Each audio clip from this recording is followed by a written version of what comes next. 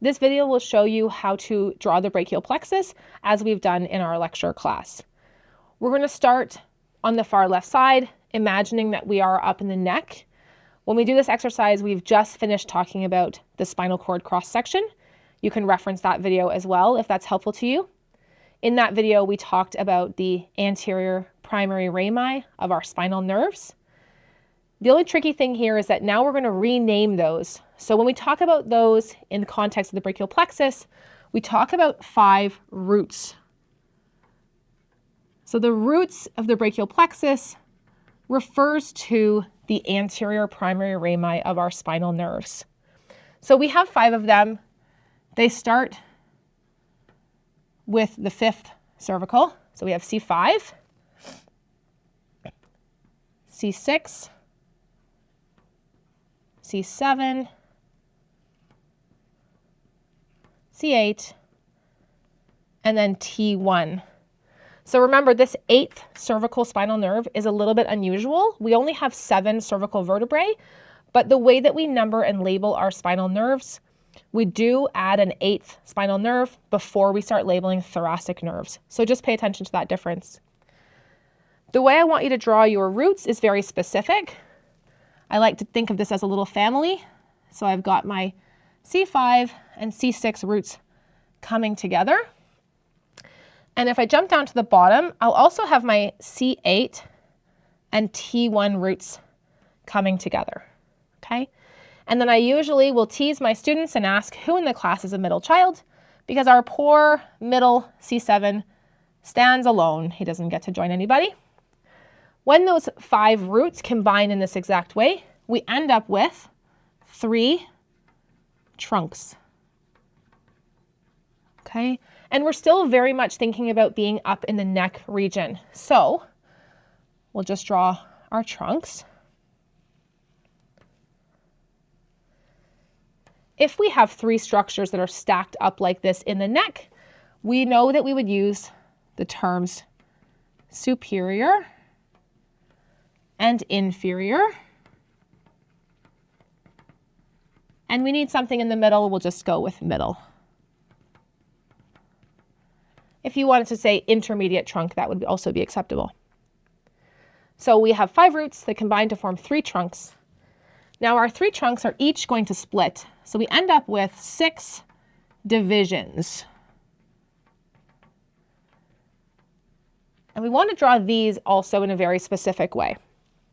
So my superior trunk is going to split like this. It's going to give us 1 anterior division. I'm just going to label it with an A. And 1 posterior division. You're going to draw that posterior division coming down this way. Our middle trunk also splits. This one is now going to be referred to as posterior. And this one coming up here is anterior. Okay, so we've created this crisscrossing of fibers. Okay. Now my inferior trunk also splits into an anterior and a posterior. The posterior is able to come and join all of the other posterior branches, see all 3 of those coming together in the center, but the anterior division left down here has to stay alone. That is going to give us 3 cords.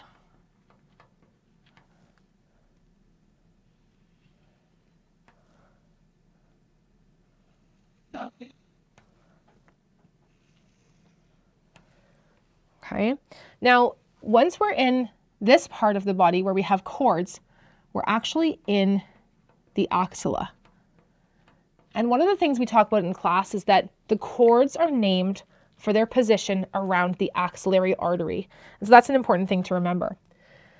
We started out talking about the trunks being up in the neck, but by now we've moved down the upper limb some ways and we're in the axilla. So now things that were at the top are actually now considered to be most lateral. So this becomes a lateral cord. Okay. This bottom one, which was most inferior, now as you come around the corner of the upper limb, is going to be described as being most medial. This is the medial cord. And this one that came from all of those posterior divisions is actually further back in the body. It actually is sitting more posterior. This becomes the posterior cord. Okay, so 3 cords in the axilla, lateral, medial, and posterior.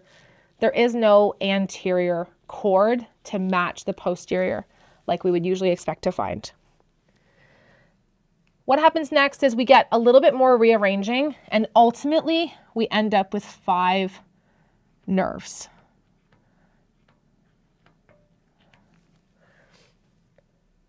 The lateral cord is going to give us one branch like this and one that runs down like this. And we kind of get a mirror image effect happening with the medial cord, one branch, and one branch that comes together. So these two contribute to a common nerve. And my posterior cord has 2 branches. So what are these nerves? We have our musculocutaneous nerve. This one that received contributions from both medial and lateral cords is called our median nerve. This one that's very medial in the arm is called our ulnar nerve. And the posterior cord gives us an axillary nerve that stays up high by the surgical neck of the humerus, and a radial nerve that courses downwards into the spiral groove. That's the end of this video. And if you'd like to load the next video, you can see me add on additional side branches to this framework.